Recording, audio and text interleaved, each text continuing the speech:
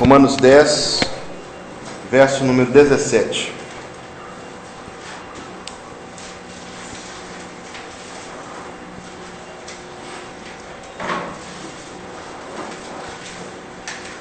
Onde nós lemos: de sorte que a fé é pelo ouvir, e o ouvir pela palavra de Deus.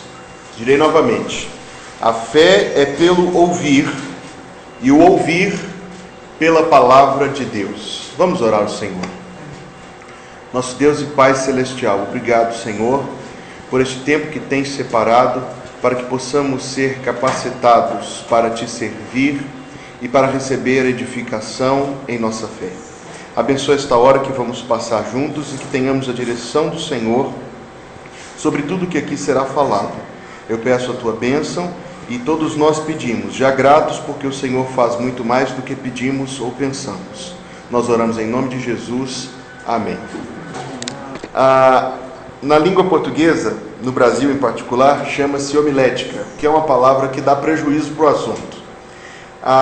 Na Idade Média, a teologia foi dividida em algumas áreas, apenas citando para se dizer de qual é a origem desse nome homilética. Ele vem de duas palavras gregas. A palavra primeira é homilos, que aqui está escrito, e a palavra tiké. A palavra tiké designa aquilo que é relativo ao que vem em seguida. Vou citar um exemplo mais fácil de a gente entender. Uma palavra grega é a palavra gramática. Grama é a língua escrita.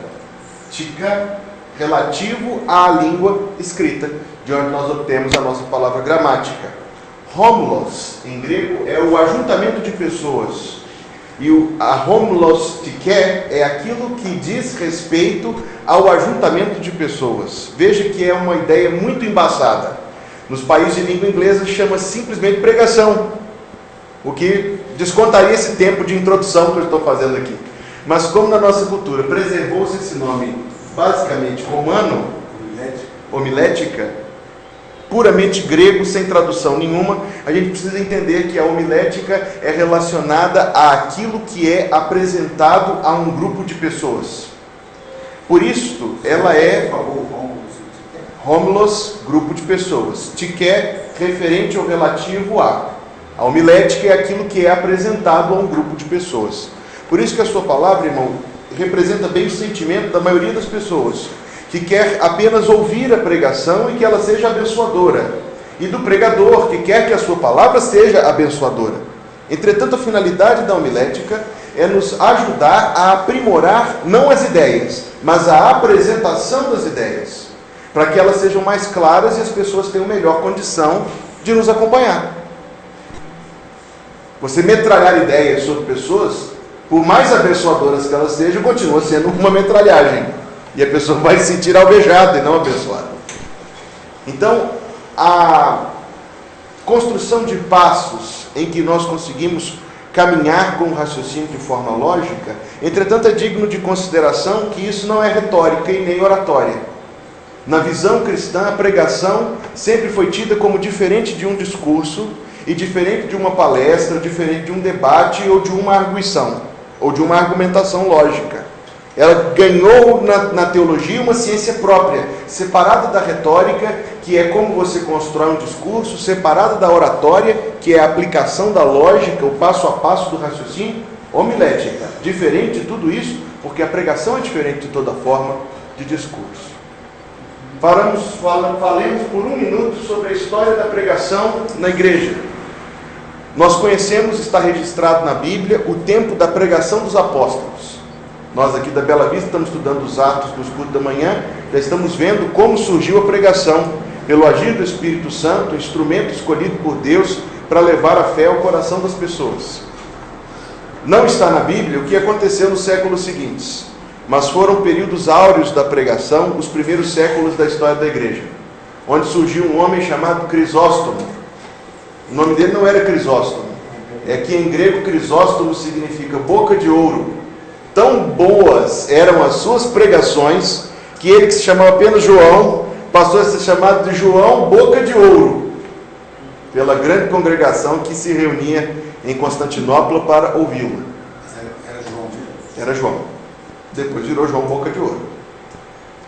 Ambrósio, Agostinho, são grandes nomes, mas depois a pregação entrou em declínio, principalmente porque eliminou-se aquele elemento de pessoalidade entre pregador e congregação. Depois que foi instituído o ritual da missa, congelando o ritual no latim, e os líderes da congregação, muitos deles já chamados de padres, não tinham acesso à teologia, não eram capazes de construir uma pregação.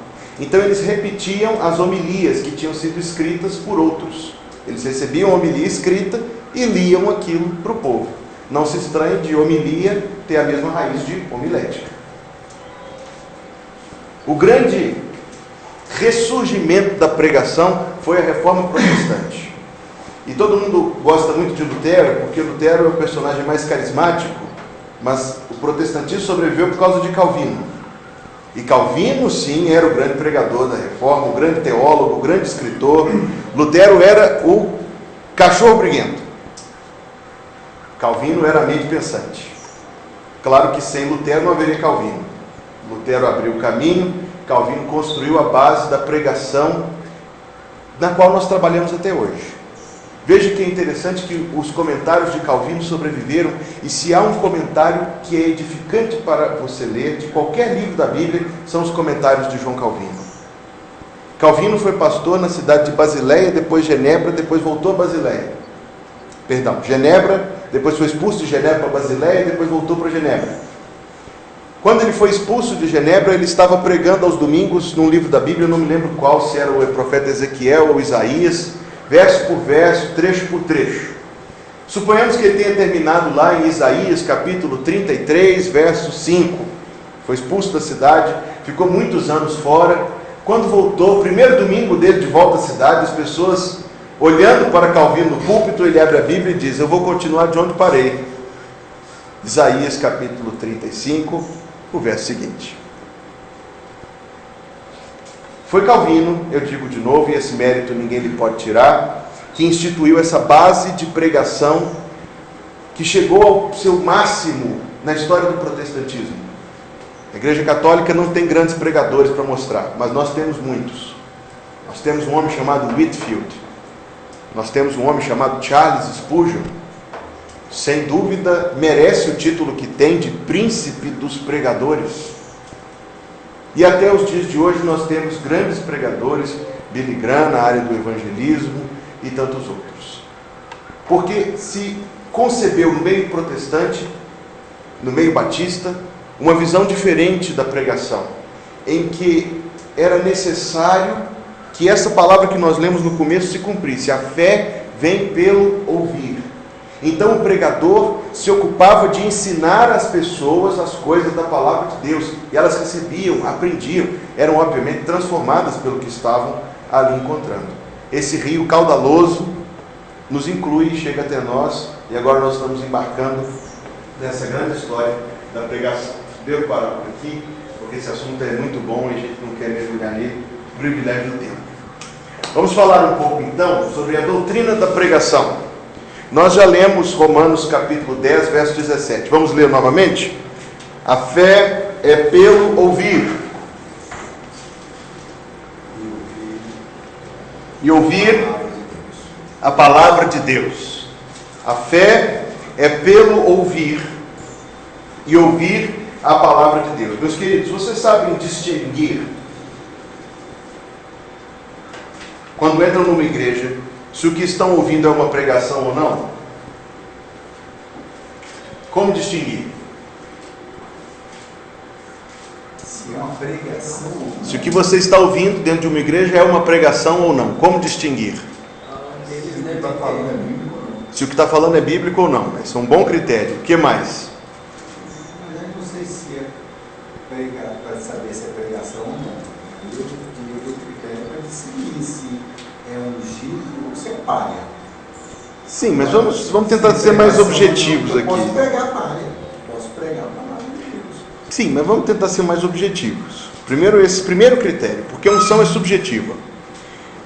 Spurgeon dizia: unção é um negócio que ninguém sabe explicar o que é, mas todo mundo sabe reconhecer quando há e quando não há. É subjetiva. Mas existem critérios objetivos que nos ajudam a discernir uma pregação de uma não pregação. A utilização da a utilização da palavra. Dentro do seu contexto. Vamos pensar nisso, vamos pensar na utilização da palavra. Se eu usar a Bíblia, então, para mostrar que ela concorda com o que eu estou falando, eu estou pregando? Não está. Está pregando a sua palavra. Não a palavra de Deus. Por isso que eu estou dizendo, a gente tem que discernir o que é pregação e o que não é pregação. A diferença entre uma pregação e o que eu estou fazendo aqui, uma aula, qual é a diferença?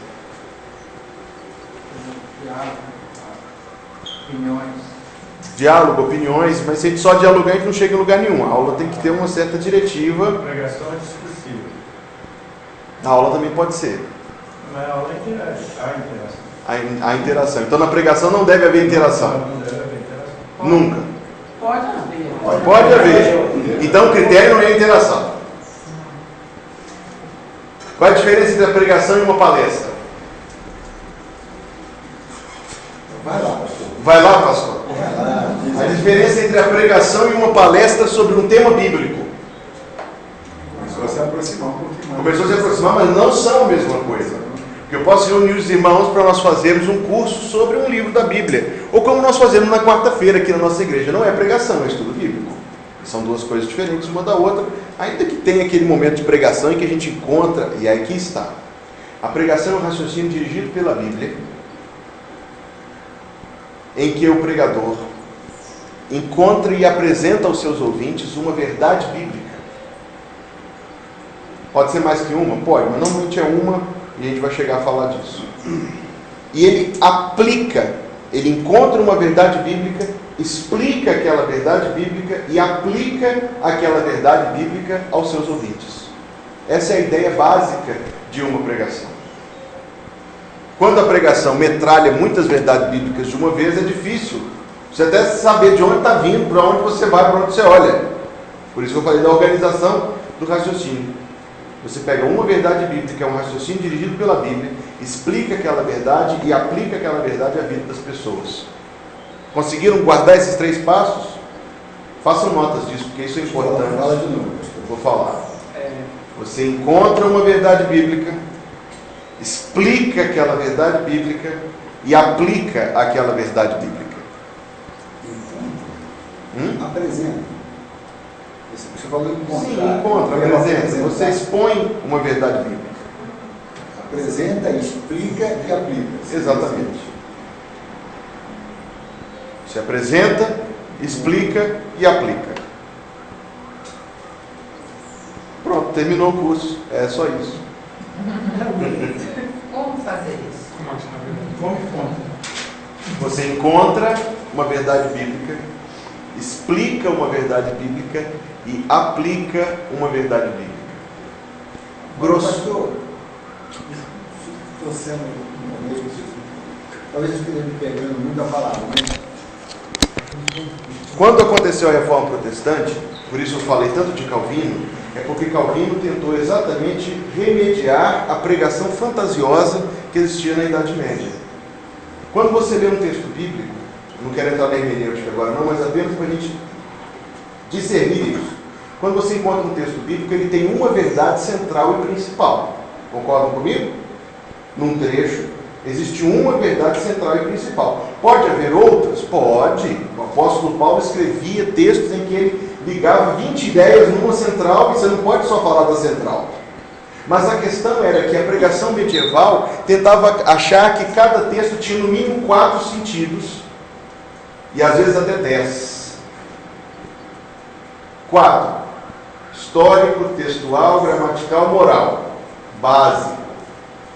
Mas o moral já começava a fantasiar. Depois eles iam aumentando o nível de sentido das coisas, de maneira que se tornava completa fantasia. Era possível pregar numa simples letra, numa simples preposição. E é possível, mas eu quero dizer que guardadas as devidas proporções. A homilética protestante foi a vacina à pregação fantasiosa. Muito inventiva, cheia de liberdade e que acabava conduzindo as pessoas para aquilo que não estava ali. Então nós demos uma definição de pregação. Você apresenta uma verdade bíblica, explica e aplica.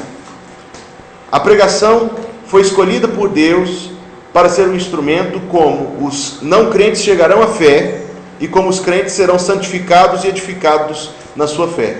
O pessoal da Bela Vista está afinado nisso porque me ouviu pregar sobre isso faz 2 domingos.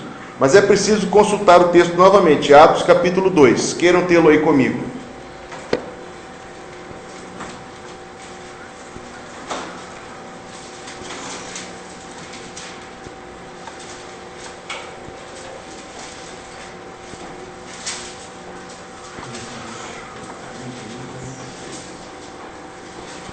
Atos capítulo 2 nos apresenta a vinda do Espírito Santo no dia de Pentecostes, o dia em que Deus fez a igreja nascer no mundo. O que aconteceu no dia que a igreja nasceu no mundo? 2 coisas. A primeira, os crentes foram cheios do Espírito Santo. E a segunda, Pedro pregou uma pregação. Pregação essa que produziu o resultado da conversão de 3.000 pessoas. Mas o que é digno de nota é que no dia do Pentecostes, Deus não mandou um anjo para poder trazer a mensagem, mas Deus usou um homem cheio do Espírito Santo para pregá-la. E principalmente que Deus escolheu que a pregação fosse o que acontecesse ali para a salvação das pessoas e para a edificação da fé dos crentes. Nossa primeira colocação sobre pregação, ela é o meio escolhido por Deus para levar os não crentes à fé e para santificar e edificar os crentes. Compreenderam isso, meus queridos? A pregação é o meio escolhido por Deus para levar os não crentes à fé e os crentes à santificação e edificação.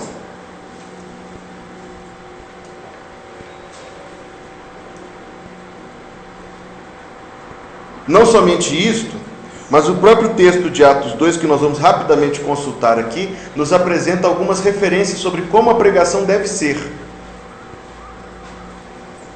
Capítulo 2, verso 14. Pedro, porém, a primeira coisa já é notável, pondo-se em pé com os 11. Qual é a relevância disso no texto? É porque a pregação hebraica não acontecia com um pregador em pé. Nosso Senhor Jesus, quando ia à sinagoga, falava aos seus ouvintes assentado. E isso era muito importante naquele meio e naquela cultura, porque isso significava que quem estava falando era igual a quem estava ouvindo. E que havia uma lógica dialógica, em que as pessoas poderiam contribuir para o que estava sendo falado. Mas no dia de Pentecostes, Pedro não pregou sentado.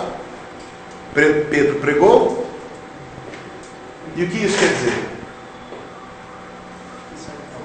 Só ele ia falar. Que só ele ia falar. E que mais?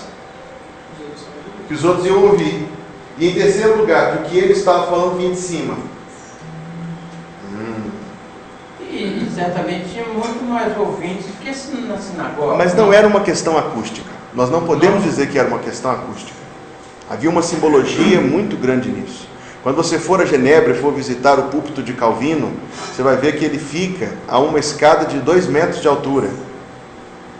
Ele tem uma panóplia em cima, e a panóplia era para projetar a voz. Mas o púlpito era elevado, não para elevar o pregador, meus queridos, mas para elevar a pregação. A pregação é desigual. Não é participativa. Não é oportuno que os ouvintes fiquem fazendo sugestões à pregação. A pregação é isto. Uma voz que vem de cima para quem está embaixo. O pregador é igual a todos os outros. A pregação não. A pregação é desigual, porque vem de cima para quem está embaixo. É uma mensagem. Mas é porque a palavra mensagem no nosso tempo ela é muito, muito ampla. Por isso que a palavra sermão é a mais ideal, porque ela é bem específica, como o irmão usa lá. Ela é bem específica. Sermão é diferente de reflexão, é diferente de mensagem, é diferente de meditação. Sermão é algo que acontece naquele espaço, naquele momento e dentro dessas definições que a gente já tem dado aos irmãos. Depois que Pedro se colocou em pé, o verso 14 nos diz que ele levantou a sua voz. E nós sabemos que talvez fosse apenas por uma questão acústica, mas há um princípio que nós podemos discernir aqui. O princípio da clareza, da objetividade e da compreensibilidade daquilo que está sendo falado. Esta é uma marca forte do tipo de pregação que nós estamos estudando aqui, pregação bíblica, pregação protestante, pregação evangélica batista, porque as pessoas conseguem realmente entender do que está sendo falado ali.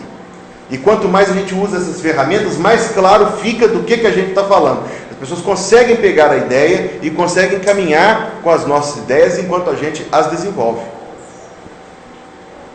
Tem um livro interessante de Spurgeon chamado Lições aos Meus Alunos, e se você comprar, como eu comprei, uma versão mais original, 1870 e qualquer coisa, ele dedica vários capítulos sobre o uso da voz no púlpito. Hoje não precisa mais disso, a gente tem microfonação. Mas o princípio da clareza continua sendo importante. Não é ainda, é mais para o fim, mas se você for pregar, aliás, em qualquer lugar que você for falar, não fale embolado, não fale com a boca fechada, não fale rápido. Tinha uma senhora lá na igreja do Barro Preto, que ela disse para mim uma vez assim: eu gosto quando você dirige o culto, porque você fala com calma e fala alto e eu consigo ouvir. Porque o ouvido dela já estava todo complicado. Aí a pessoa fala de um jeito todo esquisito para lá. Isso acontece? Mas não deve acontecer, e com vocês não acontecerá. Porque é bíblico que a gente fale com clareza, tanto na capacidade das pessoas nos ouvirem, quanto de elas nos compreenderem. Então não queira usar o português de João Ferreira de Almeida, original de 1681, quando ele traduziu a Bíblia pela primeira vez, e falou que os sacerdotes do templo estavam ficando gordinhos por comerem demais, e disse que eles estavam cheios de enxúndia nas ilhargas. Gordura nos quadris. Tente falar de maneira que as pessoas consigam entender o que você está falando. Não somente em termos de som, mas principalmente de compreensão. Pedro pregou o sermão dele com clareza. A outra coisa que Pedro fez logo em seguida, ele fez uma introdução para a sua mensagem. Ele se colocou em pé, levantou a sua voz e disse: homens judeus.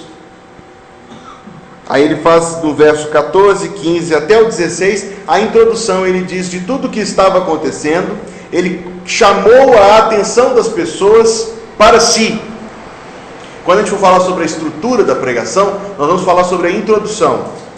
A pior coisa que você pode fazer é fazer uma introdução mais longa do que o necessário.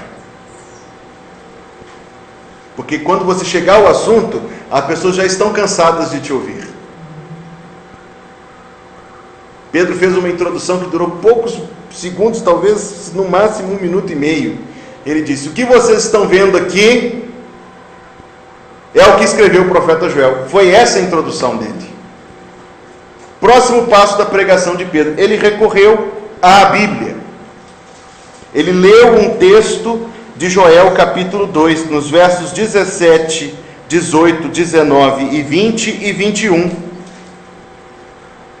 Veja que a pregação de Pedro durou do verso 17 até o verso 36. Não foi uma pregação longa. Então não acho que uma pregação é boa simplesmente porque você ficou 50 minutos no púlpito. E nem fique 50 minutos só por ficar, mas fazendo um bom uso do tempo. Pedro não pregou uma mensagem longa. Os especialistas dizem que levou 10 minutos. Mas se você levar só 10 minutos para pregar, vai acontecer com você aquilo que a França Maria disse que aconteceu lá na igreja do Barro Preto muitos anos atrás. Tinha um pastor auxiliar, e a senhorinha chegou para o pastor da igreja, o pastor Rui, e falou assim: pastor, não coloca esse pastor para pregar mais não, porque não vale o bonde que eu paguei para vir aqui. Pense nisso. Não é o tempo, mas o conteúdo que você está apresentando e a maneira como aquilo está contribuindo às pessoas que estão te ouvindo. Falar 10 minutos só para se envaidecer de que fala rápido, ou falar 40 só para se envaidecer de que fala 40, são duas coisas absolutamente vazias. Bom é que você use o tempo que você precisa para apresentar aquilo que Deus lhe mandou apresentar. Pedro apresentou um raciocínio dirigido pela palavra. A pregação dele foi do verso 17 até o 36. Mas note aí na sua Bíblia quantos desses versos são citações do Antigo Testamento. Verso 17, 18, 19, 20 e 21. 5 versos de citação do Antigo Testamento. Depois, verso 25, 26, 27 e 28. Mais 4, 9 versos. Mais verso 34 e 35. Mais 2 versos, 11. Eu disse que a pregação dele começou no 17 e terminou no 36. Isso dá quantos versos? Uma pergunta inquietante que fiz agora. 19 versos. Quantos versos eu falei que foram versos bíblicos? Quanto por cento da pregação de Pedro foi Bíblia? Mais de 50% da pregação de Pedro foi Bíblia. Quanto foi ilustração? Ilustração, só teve uma. Ele disse no verso 32: Deus ressuscitou a este Jesus, do que todos nós somos testemunhas. Quanto da pregação de Pedro foi piada para fazer os ouvintes rirem e ele se sentir confortável com a plateia? Nenhum. Quanto da pregação de Pedro foi uma história longa, que ele foi aumentando à medida que ia contando, e tinha um irmãozinho no teclado no fundo, e a luz foi ficando mais clara e mais escura, conforme a intensidade daquilo que ele dizia, e as pessoas... Por isso que a pregação de Pedro é chamada de pregação modelo. Na história da teologia de Calvino e dos grandes reformadores, essa pregação de Atos 2 é chamada de a pregação modelo. Ele falou pelo tempo que tinha que falar, usou a Bíblia, o seu raciocínio foi dirigido pela Bíblia, a pregação de Pedro apontou para Jesus o tempo todo. Vou deixar um para casa para vocês. Anotem aí, por favor. E alguém me lembra de não esquecer de pegar isso segunda-feira que vem. Shelder. Eu quero que vocês estudem esse texto de Atos 2, de 14 a 36, a pregação modelo. E tentem fazer um esquema do raciocínio de Pedro na pregação. Vocês entendem o que eu estou pedindo? Todo mundo entende o que eu pedi? Não é um resumo, é um esquema. Você vai ler Atos 2, de 14 até 36, e vai fazer um esquema, os pontos do raciocínio de Pedro nessa pregação. Conseguiram entender o que eu estou pedindo? Qual foi a introdução? Qual foi o texto? E a partir do texto, como que o raciocínio dele segue? Ok? Vão esquecer? Não. Faz hoje quando chegar em casa. É melhor? É infalível para não esquecer. Por que a pregação de Pedro é chamada de pregação modelo? Vou dizer de novo. Ele se colocou em pé, ele falou com clareza, ele capturou a atenção dos seus ouvintes. Foi um raciocínio dirigido pela Bíblia, e tudo o que ele falou da Bíblia, ele apontou para Jesus.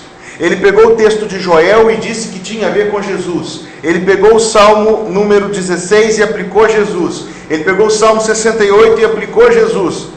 Ele pegou o Salmo 110 e aplicou a Jesus.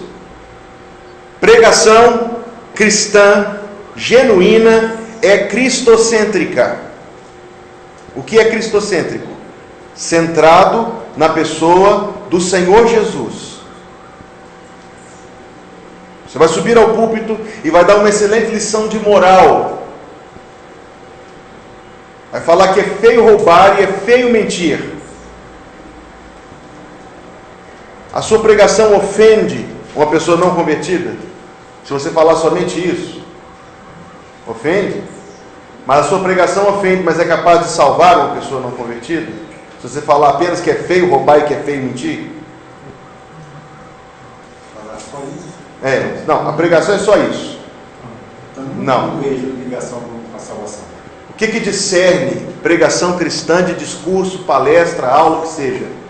Pregação cristã apresenta a verdade cristã. Toda pregação apresenta a verdade cristã. Toda pregação apresenta Jesus e a obra de Jesus por nós. Porque se não for assim, não tem a base da nossa fé.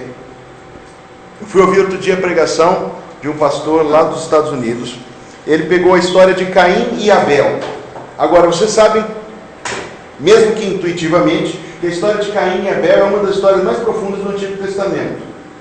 Até pela quantidade de vezes que Caim é citado no Novo Testamento.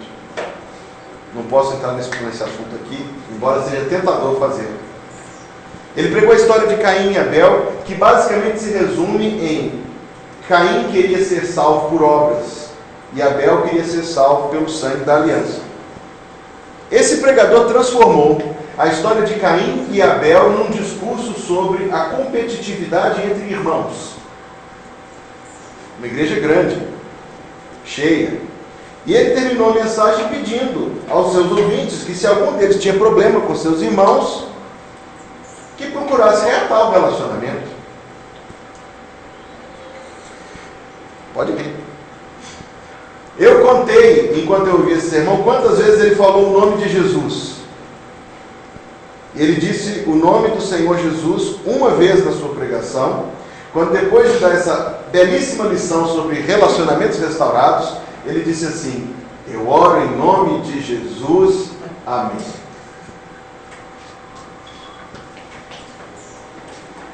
O tema de um relacionamento de irmãos ser reatado pode ser até interessante de ser tratado, e há pessoas que precisam ouvir isso. Mas isso não é pregação.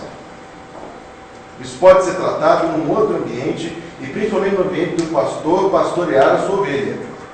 Mas isso não é pregação. Por que a pregação de Pedro é modelo? Porque tudo que ele falou, ele apontou para Jesus. Tudo que ele falou, ele ligou a obra de Jesus por nós, aquilo que Jesus fez por nós na cruz. Por isso eu digo de novo, a pregação de Pedro é pregação modelo, porque ela é centrada na pessoa de Jesus. O exercício, o pessoal que me ouve aí na quarta-feira sabe disso, é você sentar no banco, ou você for dar uma lida na sua pregação e pensar que você não é o pregador, mas o ouvinte. Se o ouvinte for muçulmano, ateu, budista, o que ele vai sentir diante da sua pregação? Porque se ele levantar e dizer que foi uma pregação muito boa, muito ótima, muito bacana, provavelmente você está errando feio na missão que você tem. Falar de paz, falar de relacionamentos restaurados, todas as religiões falam, todo mundo fala, isso aí até a Globo fala. Pregação é para falar daquilo que ninguém mais fala. Obra de Jesus por nós na cruz e as inúmeras, amplas dimensões que ela alcança na nossa vida. Pregação de Pedro, eu digo de novo, pregação modelo. Tem mais um elemento na pregação de Pedro que faz ela ser pregação modelo. Pedro chamou os seus ouvintes a reconhecerem a sua situação diante de Deus. Aí o trem ficou mais ofensivo ainda, porque ele disse aos seus ouvintes que eles eram culpados da morte de Jesus na cruz, e nós também somos. Mas qual foi o resultado da pregação modelo? Verso 36, eles se compungiram em seu coração, se arrependeram, foram batizados, pagando o alto preço que aquilo significava para eles. Eu preguei nisso ontem, gente, então eu não posso, senão eu vou começar a repetir a pregação de ontem. Está no YouTube, quem quiser vai lá e escuta.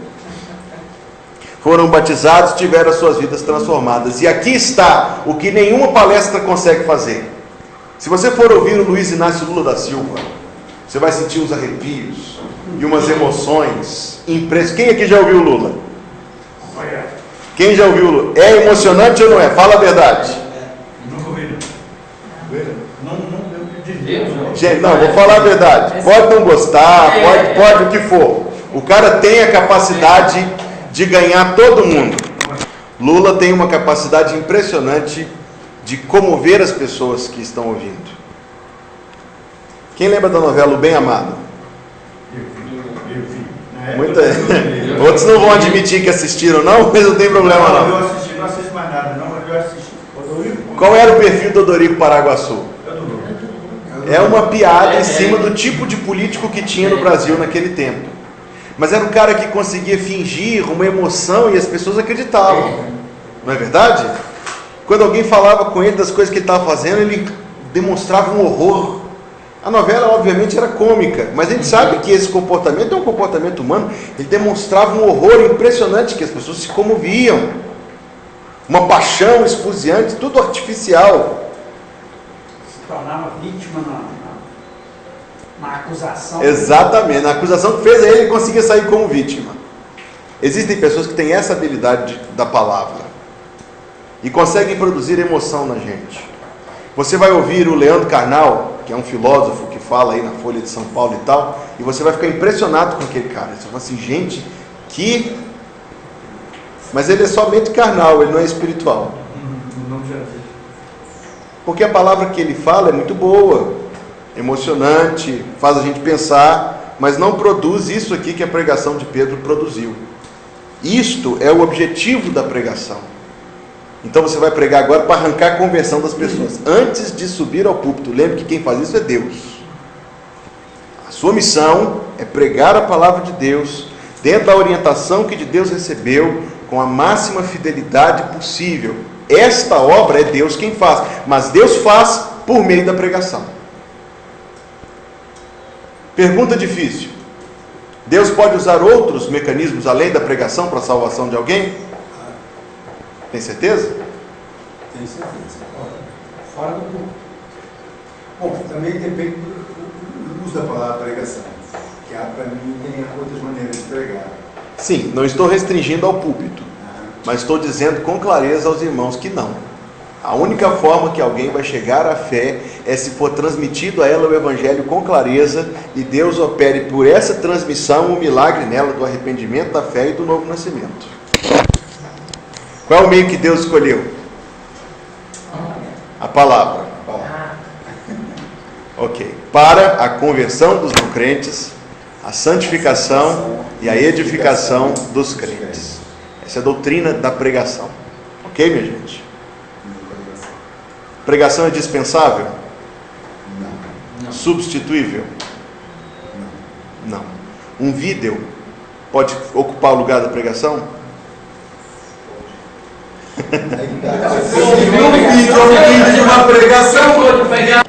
As categorias de pregação. Você sente que uma pregação é diferente da outra quando está ouvindo, não sente? Quais são as diferenças entre elas? O que te faz sentir essa diferença e como você explicaria a diferença entre uma pregação e outra? Por exemplo, já me baseando ali nas palavrinhas que já fez ali, quanto à natureza, quanto à organização. Mas isso aí é muito Exemplo, técnico. Eu sei. Mas quanto à organização, por exemplo, a gente nota claramente uma forma de pregar, por exemplo, pegar um texto passo a passo, versículo após versículo. Você pega um texto e não sai daquele texto, mas só explicando o texto ali. Né? Não sei se essa se chama de texto. Isso é quanto à organização, né? Quanto à organização. Quanto à organização. Então, já a outra não. É o tal temático. Ele pega uma ideia, e aí pega diversos textos na Bíblia que atentam para aquele tema e vai ficar em cima daquilo ali, com várias bases. Você vê na organização que elas são bem diferentes. Entendi. Eu vou dar um tiro a queima-roupa nesse rapaz aqui, Shelby. Você assistiu o culto da manhã e da noite ontem? Sim. As pregações foram diferentes? Foram. Como você explicaria a diferença entre a da manhã e a da noite? A da manhã foi mais explicativa em cima de alguns pontos da Bíblia. E a da noite? Agora eu fiquei preocupado. Mas eu poderia dizer talvez técnica. Você achou mais técnica? De manhã. A da manhã? A da manhã. Sim. Do que a da noite. E a da noite? Foi mais... Eu não sei como descrever. Foi mais... O maior apelo inspirativa. Inspirativa. Mais profunda. Manhã histórica. Então a gente consegue perceber esses tipos de diferença de pregação. A gente talvez não saiba as palavras exatas para explicá-las, mas a gente sente, é óbvio, nós somos pessoas inteligentes. Uma categoria antiga categorizava as pregações quanto à sua natureza, mais do que quanto à organização das ideias. A natureza era dizer de uma pregação, digamos assim, devocional. Uma pregação que apenas inspira em nós um amor mais reverente pelo Senhor. Nós pensamos em textos bíblicos que nos falam, por exemplo, eu já preguei isso aqui na igreja algum tempo atrás, as coisas que a gente sente durante o culto: alegria, paz, gratidão. E são coisas que são reais da nossa vida e que tem base bíblica para isso. Inspirativo, devocional. A pregação de ontem de manhã, se eu fosse usar essa categoria, eu diria que ela foi instrutiva, porque o objetivo era transmitir conhecimento bíblico aos irmãos que estavam ouvindo. E normalmente a minha pregação da manhã é assim, nem sempre. Técnica, é até triste, parece que é um bocado de areia que eu estou jogando no pessoal. Mas a gente usa umas ilustraçõezinhas para dar uma olhada no negócio. Instrutiva, ela pode ser exortativa. Essa não é a meia mais usada hoje, a via mais usada hoje, mas nos ajuda a compreender as diferentes naturezas de pregação. Devocional, instrutiva, exortativa. Eu preguei uma mensagem aqui na igreja alguns anos atrás, Natan certamente se lembra, chamada Razões para Crer na Ressurreição de Jesus. É uma pregação chamada apologética, porque eu estou fazendo uma defesa da fé em face dos argumentos contrários a ela. Isso é apologética. Ou nós poderíamos falar da pregação muito boa de ouvir, chamada evangelística, que foi a pregação de ontem à noite. Isso quanto à natureza da pregação. É a forma como você trabalha com a verdade bíblica do texto que está diante de você. Você encontrou uma verdade no texto. A forma como você vai lidar com ela. Pode ser devocional, instrutiva, exortativa, apologética e evangelística. Tem outras. Eu acho que essas 5... Sim. Eu acho que essas 5 conseguem encampar bem a forma como a gente organiza isto. Se eu fosse pregar para os irmãos... E normalmente a gente pode até, talvez na hora da pregação, unir 2 ou 3, não mais que isso, acredito, mas 2 ou 3 naturezas dessa. Quando eu era pastor da congregação, lá só tinha um culto no domingo, não tinha 2, tinha um só. Então eu tinha que fazer tudo num sermão só. Aí eu tentava organizar todas essas funções numa só mensagem. É possível. Toda pregação é evangelística? Toda pregação é evangelística, não resta a menor dúvida. Dr. Crisel de Dallas pregou sobre o dízimo, num dia de terça-feira, fez apelo e o pessoal aceitou Jesus.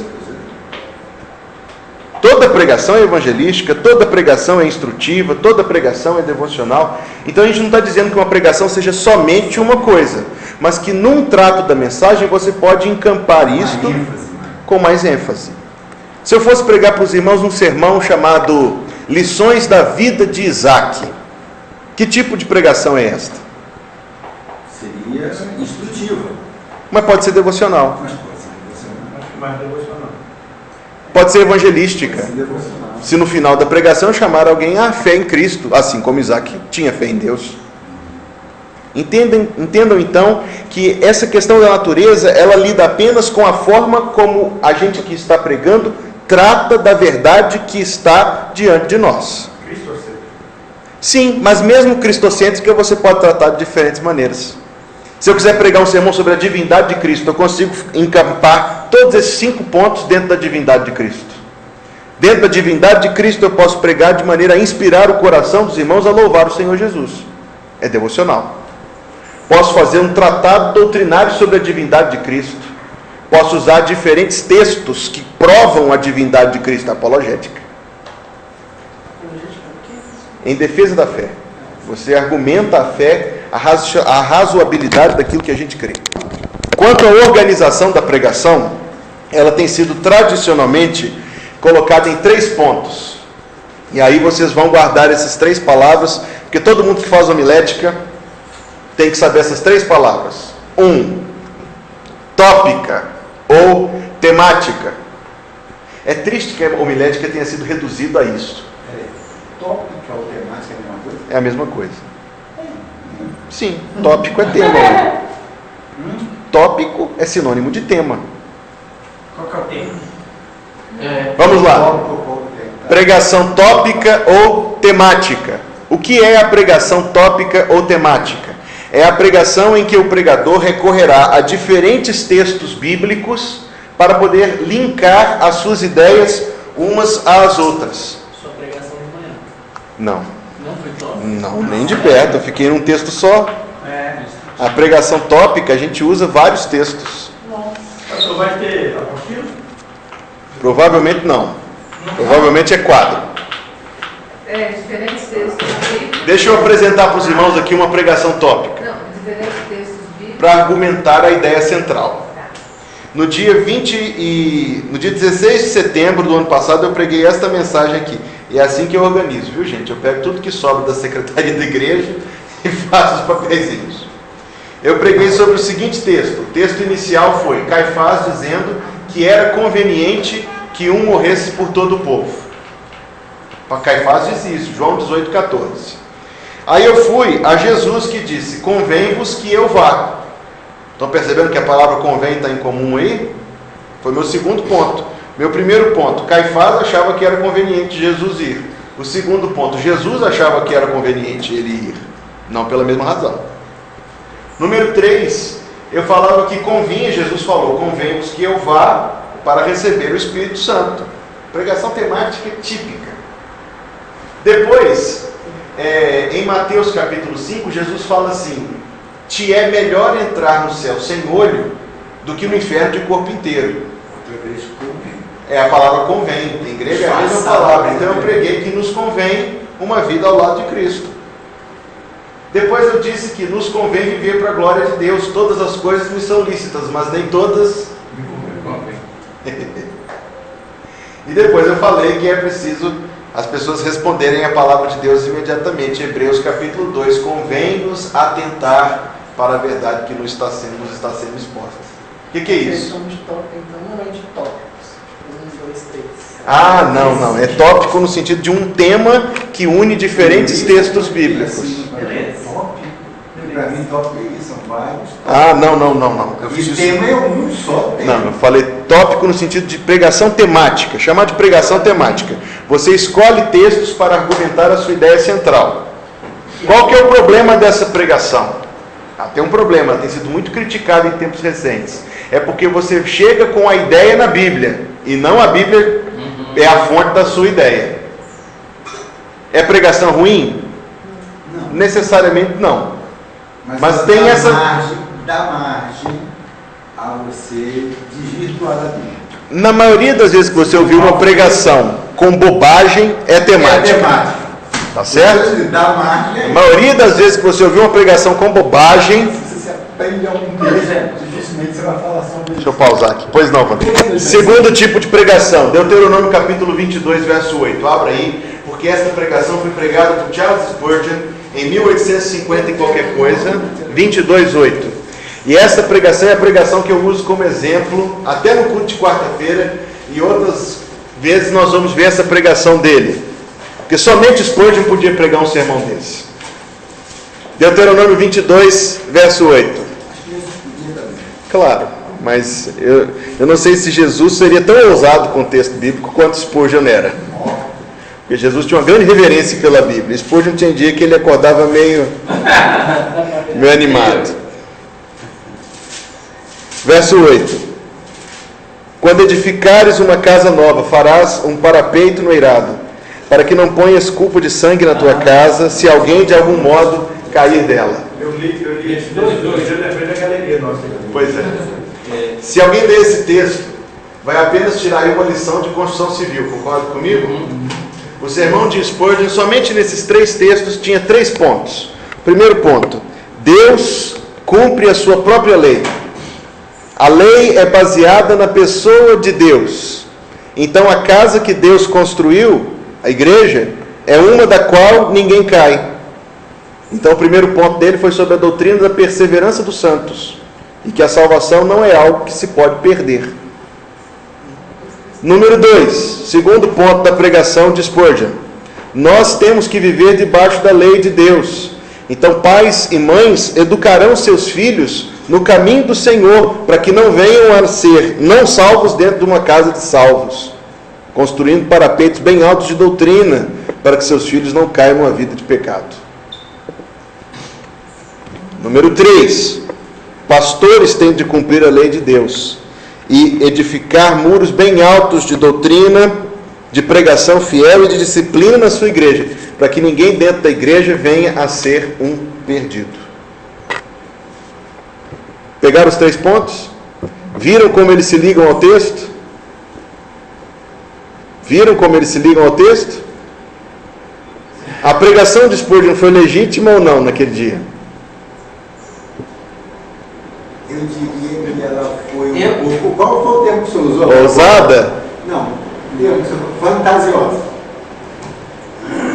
Alguém mais achou a pregação de Spurgeon fantasiosa aqui? Eu acho que o muro do texto. Eu não acho que ele extrapolou o texto. Eu acho que ela foi aplicativa. Foi uma pregação perfeita, e que somente alguém muito dirigido por Deus conseguiria enxergar tanta verdade num texto bíblico.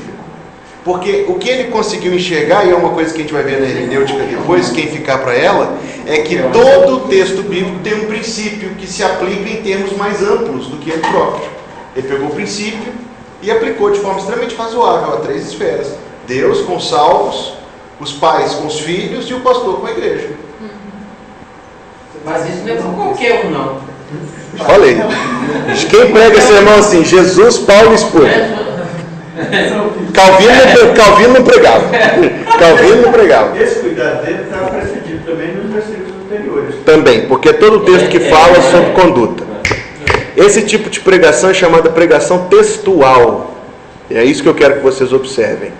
O que é a pregação textual? É a que você lida com um verso ou pouco mais do que um verso,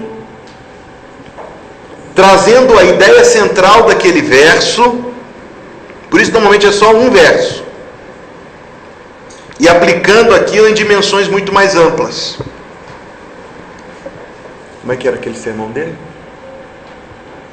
Sermões de Spurgeon são uma excelente leitura, viu, minha gente? Eu não subi com o livro dele aqui não, mas é uma excelente leitura porque ele era um grande pregador, extremamente. Tinha uma capacidade de enxergar as coisas no texto que era impressionante. Um verso, um pouco mais de um verso, e dialoga com a verdade central do verso. Mas isso é bem. Você pode fugir do contexto histórico. Toda pregação é meio perigosa. Qual o perigo da pregação textual? 1, é você sair do contexto. E 2, você ficar empolgado demais e começar a fantasiar. Entendeu? Esse é o perigo dessa pregação. Porque você tem ali uma verdade muito bela e você vai adquirindo habilidade para pregar desse jeito, você começa a enxergar as aplicações de forma muito natural. São as pregações que a gente vê por aí, de leais, não sei o que mais, tudo. Esse tipo de pregação não é muito comum de achar mais não. Normalmente a pregação que a gente escuta é temática mesmo, né? Corre o risco de você viajar, né, em outras. Viaja e vai embora. E aí ninguém se chama de volta não. E aí você fala sobre tudo e não fala sobre nada. Eu quero falar sobre o terceiro tipo. Quer dizer que uma pregação textual. Olha só como parece essa né? Uma pregação textual, o grande perigo dela é sair do contexto. O grande perigo dela é sair do contexto. Não parece, né? Teoricamente você está preso ao texto. Como é que você sai do contexto? E sai. Sai e vai embora. É porque você fica solto. Porque você achou uma frase ali que te trouxe uma ideia. E aí a gente tem que... O espírito dos profetas está sujeito aos próprios profetas. Você tem que se disciplinar para você voltar para o que você está fazendo. Senão vai embora mesmo. Estão me entendendo até aqui? Sim. Nós falamos quanto à natureza da pregação, quanto à organização das ideias. Temática 1, 2, textual e 3, expositiva. Pastor, seria no caso a gente pega um texto e aí está indo muito bem, depois começa a dar um exemplo e divaga, e some ali. Devagar é um pecado que o pregador nunca pode cometer. Pois é, não deve.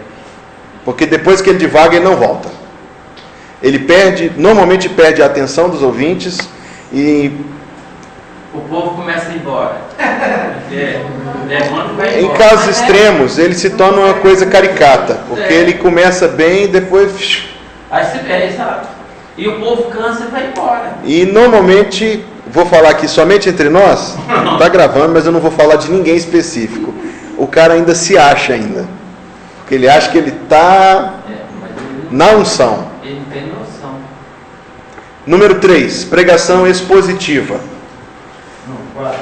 Não, número 3, pregação expositiva. 1, temática. 2, textual. E 3, expositiva. Que é a pregação expositiva? O pregador vai ser dirigido por Deus até um texto e não a um tema. Ele vai fazer uma exegese desse texto. Palavra nova pra gente, né? E-X-E-G-E-S-E, exegese, que é o estudo daquilo que cerca o texto. Contexto histórico, social, está fora do texto muitas vezes. Ele precisa buscar as informações para a correta interpretação disso. É a exegese, você está vendo até onde o texto vai. Ele vai levantar uma série de pontos que o texto traz. O passo a passo de uma pregação expositiva tem 21 passos. A gente não vai ver isso aqui não. Depois que ele fez os 21 passos, ele vai peneirar e vai organizar as ideias dele. A minha pregação de ontem de manhã, por acaso, foi isto. Porque eu peguei a conversão dos ouvintes de Pedro e destaquei do verso 37 até o 47 de Atos 2, 7, bem americano, hein? 7 marcas da conversão deles, do novo nascimento e da regeneração. Falei tanto porque era 7 marcas. Ah, pois é, tem que melhorar esses títulos meus, senão vamos comprometer. Qual é o perigo da pregação expositiva? Ela ser chata. O perigo da pregação expositiva é ela ser chata. E pode ficar. especialmente se o pregador não tiver consciência que ela pode ser chata. Tem gente que é tão apaixonado com pregações positivas, tão delirado com esse negócio, que para ele, se ele ficar 3 horas no mesmo versículo, ele vai sentir que ele está chegando nas portas da Nova Jerusalém. Mas nem todo mundo está caminhando desse O povo já jeito. está doido para Pra porta de casa. A vantagem da pregação expositiva: nós estamos ensinando as pessoas a ler a Bíblia por si próprias, a reconhecer as verdades que a Bíblia tem, especialmente, estou querendo puxar sardinha não, mas especialmente quando ela é seguida. Capítulo 1, verso 1 no domingo, foi ler até o verso 5, no domingo seguinte, do 6 em diante. Qual é o risco? Ser chato. Pode ser chato até a morte. Qual é a vantagem? Você está ensinando as pessoas a ler a Bíblia. Tem uma segunda vantagem: certos pregadores evitariam tratar de certos temas. E diante de um texto, eles iam falar assim: eu vou pregar isso aqui, mas nem... Mas quando ele está engajado nisso, ele tem que tratar do assunto, goste ou não goste. Irmão Demilson, existe esse risco na pregação expositiva, mas o pregador tem que ser consciente desse risco. É por isso que eu enfatizei tanto, para que ele consiga dialogar com o texto, porque ele tem muito assunto para tratar quando está no púlpito. Então ele tem que conseguir alinhar aquilo tudo dentro de uma ideia geral, trabalhar aquela ideia geral, ilustrar e caminhar com ela de uma forma que seja um pouco mais fácil para os seus ouvintes. Eu sempre já me disseram, pastor, mas me relembra a diferença básica entre hermenêutica e exegese. Não posso, nosso tempo já estourou por 10 minutos.